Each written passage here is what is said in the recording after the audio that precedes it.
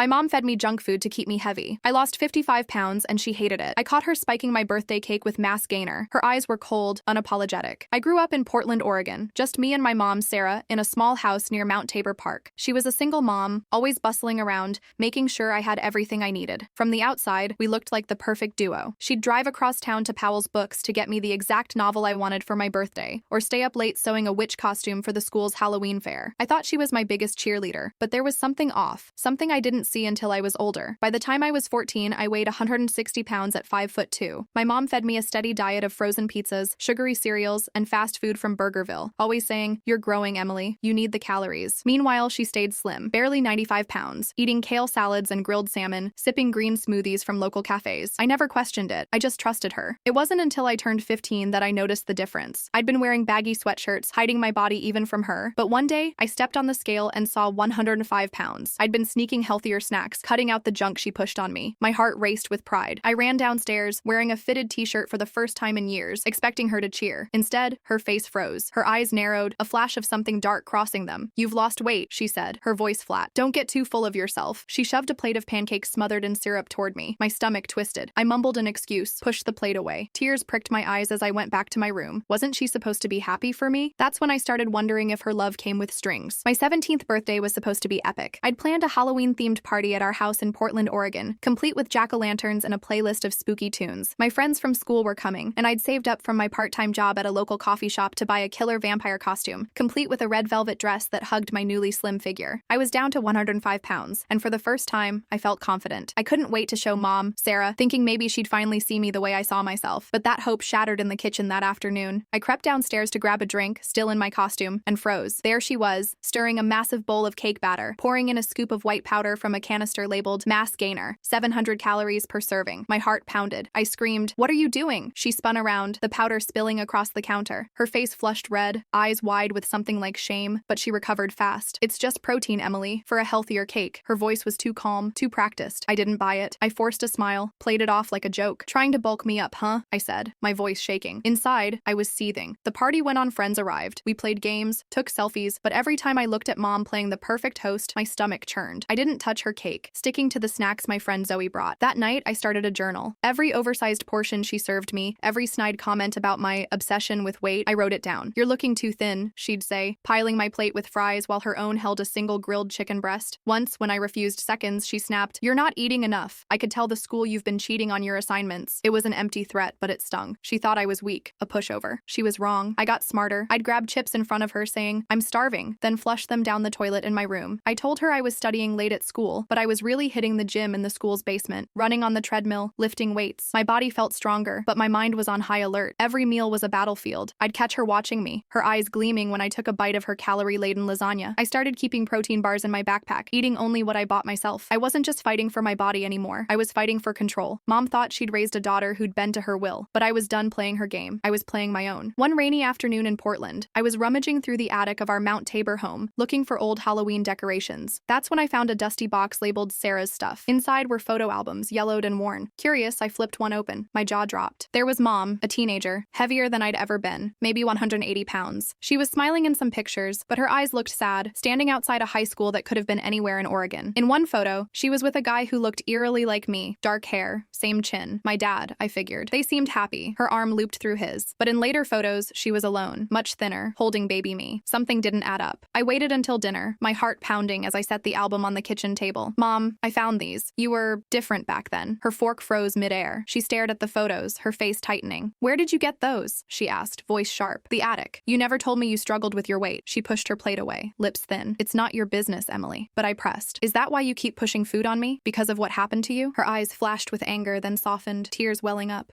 "Your dad left me when I was pregnant. Said he didn't want a fat wife dragging him down." My stomach twisted. "So you thought making me heavy would, what, protect me?" She nodded barely. "Boys are cruel. I thought if you weren't noticed, you wouldn't get hurt like I did." Her logic was warped, infuriating. I wanted to scream, but instead I just felt sad for her. "Mom, that's not protection, that's control." She looked away, silent. I knew then this wasn't just about me. It was her pain, her past, spilling onto me. But understanding didn't make it hurt less. Things got worse after I confronted Mom about the photos. I thought airing her past might make her stop, but it only made her sneakier. One morning, I took a sip of my orange juice at our Portland kitchen table and nearly gagged. It was syrupy, too sweet. I glanced at Mom, Sarah, who was watching me like a hawk, her smile tight. "Something wrong, Emily?" she asked, all innocence. I pushed the glass away. "Did you add something to this?" Her eyes widened, but she played it off. "Just a splash of honey. You like sweet things, don't you?" I wasn't buying it. Later, I found a bottle of corn syrup stashed behind her organic teas in the pantry. My blood ran cold. She was spiking my drinks now, trying to sneak calories into me like I was some project she could mold. It didn't stop there. She made my favorite mac and cheese one night, but it was so greasy I could see the butter pooling on top. When I took a small portion, her eyes welled up. "I spent hours on this for you," she said, her voice trembling. The guilt trip hit hard, but I wasn't falling for it. Every meal felt like a trap, her watching me, waiting for me to eat her food. Then came the nutritionist. I came home from school to find a woman in our living room, all smiles, introduced as Dr. Harris. "Your mom's worried about your eating habits, Emily," she said, her voice syrupy like the juice. I sat, fuming, as she lectured me about healthy eating, while Mom nodded like she was the concerned parent of the year. I later Googled Dr. Harris. She wasn't a doctor, just some online wellness coach. My mom had hired a fake to gaslight me. I felt like I was losing my mind. I couldn't keep fighting alone. I remembered a Reddit post on "Are Raised by Narcissists" suggesting an ally, someone a parent respects. That's when I thought of Aunt Linda, Mom's older sister in Seattle. They weren't super close, but Mom always spoke highly of her. Linda sent me $50 gift cards for my birthday every year, so I figured she was my best shot. I found her number in Mom's old address book and called her from my room, heart pounding. "Aunt Linda, it's Emily. I need help." I spilled everything: the food tampering, the fake doctor, the photos. Her voice was sharp with shock. "She's doing what?" "I'm driving down this weekend. Don't tell her I'm coming." When Linda's car pulled into our driveway that Friday, Mom's face went pale. "What's she doing here?" she muttered, peering through the curtains. Linda didn't waste time. "We need to talk, Sarah," she said, storming in with her overnight bag. Over dinner, she didn't hold back. "Sarah, Emily told me you're trying to sabotage her weight. Explain yourself." Mom's fork hit her plate. She shot me a look that could have burned a hole through me. "I'm just making sure she eats enough," she stammered. "Teenagers are so obsessed with being skinny." Linda wasn't having it. She pulled out old photos from her purse. "Mom as a heavy teenager. Remember how Dad mocked your weight? How Mom forced you on those starvation diets? You're doing the same to Emily, just backwards." I sat there stunned, learning Mom's parents had been brutal about her body. It explained so much, but it didn't excuse her. Mom's face crumpled, then hardened. "This is different. I'm protecting her," she snapped, shoving her chair back and storming to her room. The door slammed, rattling the walls. Linda sighed, turning to me. "That went about as expected. She's stubborn, but she's hurting." She stayed the weekend, but Mom barely spoke, locking herself away. By Sunday, Linda hugged me tight. "I can't fix her, Emily, but you don't have to stay here." She handed me a prepaid debit card with $500, emergency fund, and my door's always open. That night, I packed a bag. I couldn't keep living under Mom's control. By Monday, I was on a bus to Seattle, my heart racing but resolute. I was done being her pawn. Moving to Aunt Linda's place in Seattle felt like stepping out of a fog. Her cozy apartment near Pike Place Market was nothing like our tense house in Portland. No one watched me eat. No one commented on my body. For the first time in years, I could breathe. Linda worked long hours as a real estate agent, but she always checked in. "You okay, Emily? Need anything?" she'd ask, tossing me an apple from her fruit bowl. I'd nod, grabbing it without a second thought, something I could never do at home. I enrolled in a new high school for my senior year, a fresh start. I threw myself into classes, joined the track team, and started applying to colleges. The University of Oregon was my top choice, and I spent nights poring over essays, dreaming of a life that was mine to shape. At school, I made friends fast. Zoe, a girl from my English class, became my closest confidant. She'd drag me to coffee shops in Capitol Hill, where we'd laugh over lattes and plan our futures. I told her bits and pieces about Mom, Sarah, but not the full story. It was too raw. Meanwhile, I kept my journal, noting every text Mom sent. At first, they were curt. "When are you coming home?" Then they softened. "I'm seeing a therapist, Emily. I know I messed up." I didn't respond right away. Trust was a broken thing, and I wasn't ready to glue it back together. Aunt Linda encouraged me to give therapy a chance. "It might help you process," she said gently. I wasn't sure, but I agreed to a supervised session with Mom and her therapist, Dr. Carter, in Portland. I took a Greyhound bus back. My stomach knotted the whole ride. In the therapist's office, Mom looked smaller, her eyes tired but less defensive. Dr. Carter had us talk through "I feel" statements. When it was Mom's turn, she looked at me, voice shaky. "I feel scared when I think about you growing up, because I don't know who I am without you." My heart clenched. I hadn't realized how much of her identity was tied to being my mom. "I feel hurt when you try to control my body," I said, my voice steady. "I need you to let me be me." She nodded, tears falling. It wasn't a fix, but it was a start. Back in Seattle, I got the news. I'd been accepted to the University of Oregon with a partial scholarship. Aunt Linda whooped, pulling me into a hug. "You did it, kid," she said, ordering pizza to celebrate. I ate without overthinking. A small victory. Mom sent a letter a week later, handwritten, no return address. "I'm sorry, Emily. I let my pain hurt you. I'm working on it." Enclosed was a photo of us at my 5th birthday, both smiling, her arms around me. I tucked it away, not ready to forgive, but not ready to forget either. Graduation day came in June, the Seattle sky clear and bright. I put on my cap and gown at Linda's, nerves buzzing. Mom had asked to come take pictures, and I'd said yes, despite the butterflies. She arrived with a small gift bag, looking nervous. "You look amazing, Emily," she said, her voice soft, no hidden edges. Inside the bag was a leather-bound notebook, my initials embossed on the cover. A note inside read, "For your new chapter. Love, Mom." My throat tightened. "Thanks," I said. said, slipping it into my bag. We took photos in Linda's backyard, me and Mom, then me, Mom, and Linda. Linda made us pose like superheroes, and for a moment we laughed like nothing had ever been wrong. At the ceremony, I spotted them in the crowd, sitting together, cheering when my name was called. Afterward, we went to a diner near Lake Union. Mom didn't comment on my food, just asked about my college plans and Zoe's summer job. It felt normal. As we finished, she cleared her throat. I've been talking to my therapist about when you go to college. Could I maybe visit once a month for lunch or something? Only if you're okay with it. I hesitated, then nodded. Maybe. Let me settle in first. She smiled, relieved. Linda chimed in. My place is always open too, Emily. I looked at them both, my heart full. I wasn't home yet, but I was getting there. Move-in day at the University of Oregon in Eugene came faster than I expected. Aunt Linda drove me down from Seattle, her car packed with dorm essentials, shower caddy, towels, a mini fridge. Mom, Sarah, followed in her own car from Portland, a 3-hour drive. They helped me haul boxes up to my tiny dorm room, arranging my bed, hanging curtains, laughing when we realized my desk lamp was brighter than the sun. Text me when you're settled, Linda said, pulling me into a tight hug before stepping out to give me and Mom a moment. Mom stood by the door, looking around the small space. It's cozy, she said, smiling. Smaller than my closet at home, I joked. But it's yours, she replied, her voice warm. She handed me an envelope, my therapist's number, and one for the campus counseling center, just in case. Then she pulled out a prepaid debit card. For emergencies. I won't check the statements, Emily, I promise. I took it, surprised by her restraint. We hugged, a real hug, no tension. As she walked down the dorm hallway, I felt a spark of hope not just for college, but for us. My roommate, Mia, was a burst of energy, dragging me to a freshman mixer that night in the dorm lounge. Kids hovered awkwardly around a snack table, trying to act cool. I grabbed chips and carrots without overthinking, a freedom I hadn't known in years. Where are you from? Mia asked as we found seats. Near Portland, I said. Small town, nothing wild. You? Boise, she grinned. Got any family drama? I laughed, thinking of Mom. Yeah, my mom and I had some issues. Working on it, though. Isn't family always a mess? She said, clinking her soda against mine. To new beginnings, I echoed. To new beginnings. That night, alone in my dorm, I opened the leather notebook Mom gave me. I didn't write about her or the past. Instead, I scribbled about today, the cute guy from the 3rd floor who showed me the vending machine, the way Eugene's air smelled like pine, my plans to join the running club. The past was still there, heavy with Mom's control, her pain seeping into me. But sitting on my creaky dorm bed, pen in hand, I realized I was writing my own story now. Mom's visits came monthly, as promised. We'd meet at a cafe near campus, sipping coffee, talking about classes or her therapy. She slipped up once, commenting on my salad, but caught herself. Sorry, habit, she said, and we laughed, a small step forward. One weekend, I went back to Portland to help Mom clean her attic. We found a box of her high school stuff, yearbooks, photos. She looked heavy in them, her smile forced. Kids were cruel, she said, sitting beside me. So was Grandpa. I swore I'd never be like him, but I messed up with you. I nodded, taking her hand. I know you're trying, Mom. She showed me a photo of my dad, young and lanky. He loved you for a while, she said softly, then left again. I studied his face, wondering if I'd ever want to find him. Maybe one day, but not now. Back at school, I ran in the mornings, not for my body, but for my mind. I aced my first midterms, made friends, even went on a date. Mom sent texts, careful and kind, checking in without pushing. Our relationship wasn't fixed, but it was healing, one honest moment at a time. As I wrote in my notebook under the dorm's fluorescent light, I knew the pen was mine. The past had shaped me, but the future, that was all me.